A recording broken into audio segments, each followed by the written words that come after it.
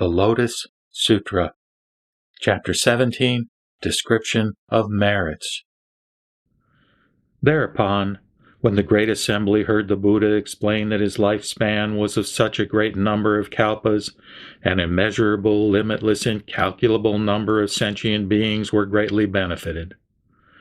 Then the Bhagavat addressed Bodhisattva Mahasattva Maitreya, saying, O Ajita, when I explained the great length of this Tathagata's lifespan, sentient beings equal to the sands of 680 myriads of kotis of Nayutas of Ganges rivers in number, gained understanding of the truth of the non-origination of all dharmas. Furthermore, 1,000 times this number of Bodhisattva Mahasattvas attain the power of recollecting what they hear. And Bodhisattva Mahasattvas equal to the number of particles in one world attained unhindered eloquence. Moreover, there were Bodhisattva Mahasattvas equal to the particles in one world who attained the power of tenacious memory, which revolves hundreds of thousands of myriads of kotis of immeasurable times. There were also Bodhisattva Mahasattvas equal to the number of particles in the great manifold cosmos who turned the irreversible wheel of the Dharma, and Bodhisattva Mahasattvas equal to the number of particles in two medium-sized manifold cosmos who turned the purified wheel of the Dharma. Furthermore, there were Bodhisattva Mahasattvas equal to the number of particles in one small-sized cosmos who will be able to attain highest complete enlightenment after 8 births. Bodhisattva Mahasattvas equal to the number of particles in the fourfold continents who will attain highest complete enlightenment after 4 births. Bodhisattva Mahasattvas equal to the number of particles in the fourfold continents who will attain highest complete enlightenment after 3 births. Bodhisattva Mahasattvas equal to the number of particles in the twofold 4 continents who will attain highest complete enlightenment after 2 births. And Bodhisattva Mahasattvas equal to the number of particles in the 4 continents who will attain highest complete enlightenment after 1 birth. Moreover, there were sentient beings equal to the number of particles in the 8-fold great manifold cosmos, in all of whom the thought of highest complete enlightenment had awakened. When the Buddha explained that these Bodhisattva Mahasattvas had attained deep insight into the Dharma, Mandarava and great Mandarava flowers rained down from the sky, scattering over the Buddhas who were seated on lion seats under immeasurable hundreds of thousands of myriads of kotis of jewel trees. And they scattered over Sakyamuni Buddha and the Tathagata Prabhutaratna, who had attained parinirvana long ago, both of whom were sitting on the lion seat in a 7-jeweled stupa. They also scattered over all of the great bodhisattvas and the fourfold assembly. Finely powdered sandalwood and aloes wood incense also rained down, and heavenly drums resounded in the sky with a deep and beautiful sound. 1,000 kinds of heavenly garments, draped with strings of pearls, jewels, and wish-fulfilling gems, rained down, filling the 9 directions. Priceless incense burned in various jeweled incense holders, and its fragrance spread spontaneously throughout the great assembly as an offering. Above each Buddha there were bodhisattvas holding banners and umbrellas that extended upward to the Brahma world. These bodhisattvas praised the Buddhas by singing immeasurable verses with beautiful voices. Then Bodhisattva Maitreya rose from his seat, leaving his right shoulder bared, faced the Buddha with the palms of his hands pressed together, and spoke these verses. The Buddha has taught this marvelous Dharma that we have never heard before. The Bhagavat has great powers, and his lifespan is immeasurable. Innumerable heirs of the Buddha attained to the benefit of the Dharma after hearing the Bhagavat's explanation and became completely filled with joy. Some attained the stage of non-retrogression, and others the power of recollection. Some attained unhindered eloquence, and others the power of tenacious memory, which revolves many kotis of times. There were also bodhisattvas equal to the number of particles in the great cosmos, who each turned the irreversible wheel of the Dharma. There were also bodhisattvas equal to the number of particles in a medium cosmos, who each turned the purified wheel of the Dharma. There were also bodhisattvas equal to the number of particles in a small cosmos, who, after 8 births, will complete the Buddha path. There were also bodhisattvas equal to 4 times, 3 times, and 2 times the number of particles in the 4 continents, who, after 4, 3, and 2 births, will attain Buddhahood. There were also bodhisattvas equal to the number of particles in the 4 continents, who will obtain omniscience after 1 birth. And sentient beings, having heard about the great length of the Buddha's lifespan, attained immeasurable results that were pure and without corruption. There were also sentient beings equal to the number of particles in the 8 worlds, in whom, having heard about the lifespan of the Buddha, the thought of highest enlightenment awakened. The Bhagavat has taught the Dharma that is immeasurable and inconceivable, and from which come benefits as limitless as space. Heavenly Mandarava and great Mandarava flowers rained down, and Sakras and Brahmas came from innumerable Buddha lands, equal in number to the sands of the Ganges River. Sandalwood and aloes wood powder scattered like birds in the sky, flying in all directions, and rained down over the Buddhas. Heavenly drums resounded spontaneously and beautifully in the air, and thousands of myriads of kotis of heavenly garments floated whirling down. Precious incense was burned in various jeweled incense holders, its fragrance naturally penetrating everywhere in homage to the Bhagavats. The great assembly of these bodhisattvas held myriads of kotis of tall and beautiful 7-jeweled banners and umbrellas, which extended gradually to the Brahma world. They hung jeweled flags and excellent banners in the presence of each of these Buddhas, and chanted thousands of myriads of verses in praise of the Tathagatas. Such things had never been experienced before. Hearing of the Buddha's immeasurable lifespan, all rejoiced. And, the Buddha's name being heard throughout the 10 directions, sentient beings were greatly benefited. Everyone became endowed with the roots of good merit, and the thought of highest, complete enlightenment awakened in them.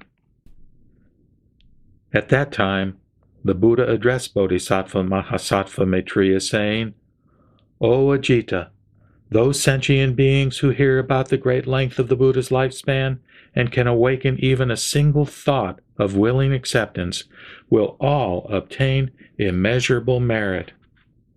If there are sons and daughters of a good family who, for the sake of highest complete enlightenment, practice the 5 perfections of giving, good conduct, perseverance, effort, and meditation, with the exception of the perfection of wisdom, for 80 myriads of kotis of nayutas of kalpas, their merit is not even 100th, 1,000th, 100,000th of a myriad of a koti of the former person's merit. It is so small that it cannot be conceived of through calculation or illustration. If there are sons and daughters of a virtuous family who possess such merit as the former, they will never revert from highest complete enlightenment. Thereupon, the Bhagavat, wanting to elaborate on the meaning of this further, spoke these verses. Those who seek the Buddha's wisdom will practice the 5 perfections for 80 myriads of kotis of nayutas of kalpas.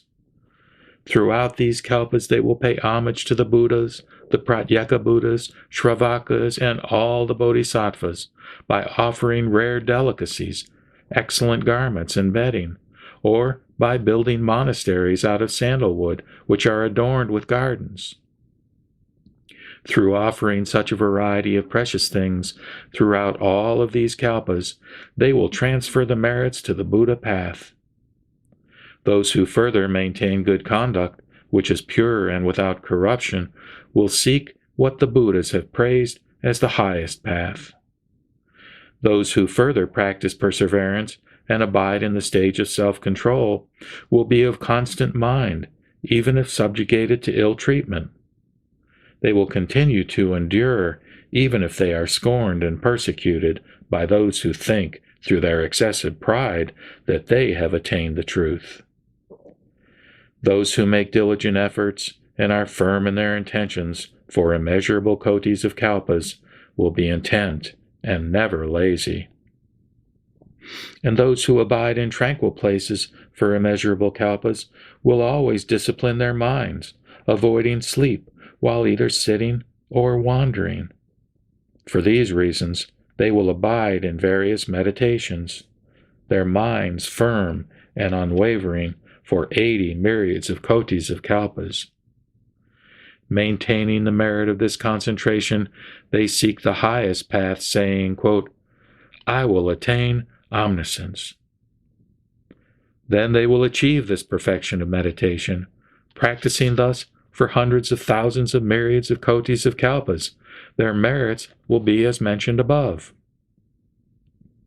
If those sons and daughters of a virtuous family, upon hearing me explain about my lifespan in this way, are able to awaken even a single thought of willing acceptance, their merit exceeds that of the former. Such will also be the merit of those who have no doubts whatsoever, and believe deeply even for a single moment. Those bodhisattvas who practice the path for a period of immeasurable kalpas, and who believe my explanation of my lifespan when they hear it, are the ones who fully accept this sutra, saying, quote, "Let us in the future devote a long life to saving sentient beings, just as the present Bhagavat, king among the Sakyas who roars the lion's roar on the terrace of enlightenment, is fearless in teaching the Dharma. Let us in the future be respected by all and teach of the lifespan while sitting upon the terrace of enlightenment." Close quote. Those who have profound thoughts, are pure, honest, and learned, have good recollection, and understand the Buddha's words in accordance with what is appropriate, will have no doubts regarding this. Furthermore, O Ajita, those who hear of the great length of the Buddha's lifespan and understand the intent of these words will obtain limitless merit that will give rise to the highest wisdom of the Tathagata. How much more merit will they gain who extensively hear this sutra, move others to listen to it, preserve it, move others to preserve it, copy it, or move others to copy it, and pay homage to the sutra by offering flowers, incense, necklaces, flags, banners, canopies, lamps of scented oil, and ghee. The merit of these people will be immeasurable and limitless. They will be able to achieve omniscience. O Ajita, those sons and daughters of a virtuous family who, hearing me teach the great length of the Buddha's lifespan, wholeheartedly accept it, will see the Buddha, who always dwells on Mount Gridakutta, together with the great bodhisattvas and shravakas, teaching the Dharma to the assembly. Moreover, they will see the land of this Saha world, which is made of lapis lazuli, level and even. The network of roads is laid out like a chessboard, paved with jambunada gold and bordered with jeweled trees. All its foundations, towers, and balconies will be made of treasures, and the multitudes of these bodhisattvas will be dwelling in them. Those who can see such things should know that to be able to do so is a sign of their full and willing acceptance. Furthermore, after the Tathagata's parinirvana, those who hear this sutra do not disparage it and rejoice in their hearts, should know that this is a sign of their full and willing acceptance. How much more do those who recite and preserve this sutra show a sign of full and willing acceptance? Such are the people who hold the Tathagata in respect. O Ajita, these sons and daughters of a virtuous family do not have to build stupas and monasteries for me, make chambers for the monks, or pay homage to the Sangha with the 4 kinds of offerings. Why is this? Because these sons and daughters of a virtuous family recite and preserve this sutra, which means they have already built stupas, made chambers for the monks, and paid homage to the Sangha. They have already erected 7 jeweled stupas for the Buddha's relics, which are tall and wide, gradually narrowing to a pinnacle that reaches to the Brahma world. They have hung various banners, canopies, and variegated jeweled bells, offered flowers, incense, necklaces, scented powder and ointment, burned incense, played drums, music, flutes, pipes and harps, and various dances, and adorned the stupas and relics of the Buddha by praising with verses and songs in beautiful voices. In this way, they have already paid homage for immeasurable thousands of myriads of kotis of kalpas. O Ajita, after my parinirvana, those who hear this sutra and who can preserve it, copy it, and move others to copy it, have already built chambers for monks, as well as 32 red sandalwood monasteries of the height of 8 tala trees, wide and fine, housing hundreds of thousands of monks. The monasteries they have built have gardens, ponds, paths for wandering, meditation caves, garments, food and drink, bedding, medicine, and are replete with all other necessities. Such hundreds of thousands of myriads of kotis of monks' chambers and towers will be incalculable. With these, they pay homage to me and to the assembly of monks. I have explained that, for this reason, after the Tathagata's parinirvana, those who preserve and recite this sutra and explain it to others, who copy it or move others to copy it, and who pay it homage, no longer have to build stupas, monasteries, or erect chambers for the monks, or revere the Sangha. How much less to those who preserve this sutra and practice the perfections of giving, good conduct, perseverance, effort, meditation, and wisdom need to do so. Their merit is the highest, immeasurable, and limitless. It is immeasurable and limitless in the same way that space is immeasurable and limitless in the 10 directions, east, west, south, north, the 4 intermediate directions, and the zenith and nadir, and they will thus quickly obtain omniscience. Those who recite and preserve this sutra, who explain it for others, who copy it or move others to copy it, build monuments and make chambers for monks, revere and praise the Sangha of Shravakas, and praise the merits of the Bodhisattvas in hundreds of thousands of myriads of kotis of ways. Those who explain this Lotus Sutra for the sake of others in accordance with its meaning through various illustrations, who preserve pure conduct and dwell together with gentle people, who are patient and have no anger, are firm in their intentions, and always hold meditation in high regard, who attain profound samadhi and make vigorous efforts, persevere in all good practices, whose wisdom is keen, and who answer difficult questions skillfully, O Ajita, those sons and daughters of a virtuous family who preserve and recite this sutra after my parinirvana will attain good qualities like those mentioned above. You should know that such people have already set out for the terrace of enlightenment, are near to highest complete enlightenment, and are seated under the Bodhi tree. O Ajita, wherever these sons and daughters of a virtuous family sit, stand, or walk, there a monument should be built, and all of the devas and humans should pay homage to these monuments as they would do to those of the Buddha.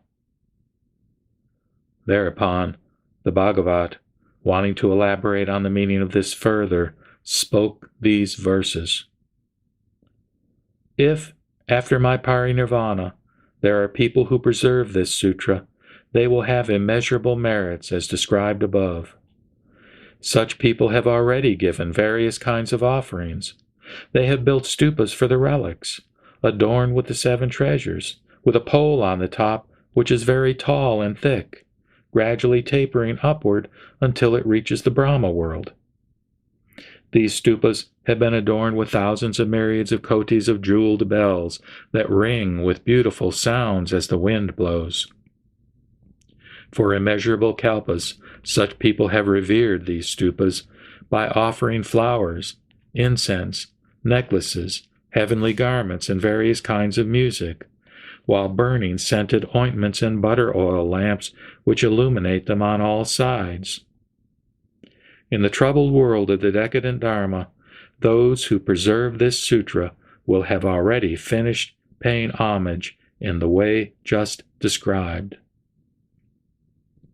If they can preserve this sutra, it will be as if they paid homage in the presence of the Buddha, and had built monasteries for monks out of sandalwood from Mount Oxhead, and 32 buildings as tall as 8 tala trees, and offered delicious food, excellent garments, bedding, hundreds of thousands of dwellings, gardens, ponds, paths for wandering, and meditation caves, all of fine quality. Those who have the thought of willing acceptance, who preserve, recite, copy, or move others to copy this sutra, and who pay it homage by scattering flowers, incense, and scented powders on it, and by constantly lighting lamps of fragrant oil made from sumanas flowers, kampaka wood, and atimukta grass. Those who pay it homage in this way will attain immeasurable merit. Their merit will be as limitless as empty space. How much more is the merit of those who preserve this sutra, who carry out the practice of giving, good conduct, perseverance, and meditation, who never get angry or slander others, who honor monuments and are humble before monks, and who are free from pride, always contemplate wisdom, never get angry at difficult questions, and teach in accordance with the questioner's capacity. If there is anyone who can carry out these practices, their merit will be immeasurable. If one were to see such an expounder of the Dharma who has perfected merits like these, one should scatter heavenly flowers over him and provide him with heavenly garments, bow until one's forehead touches his feet, and think of him as if he were a Buddha. Furthermore, one should think that before long the expounder of the Dharma will approach the terrace of enlightenment, attain the unconditioned state of non-corruption, and extensively benefit devas and humans. Wherever he dwells, walks, or sits, or recites even a single verse, a stupa should be built, made beautiful with adornments, and paid homage in various ways. Wherever the heirs of the Buddha may reside, there the Buddha himself will take pleasure in its use, and will always be dwelling, walking, and sitting within.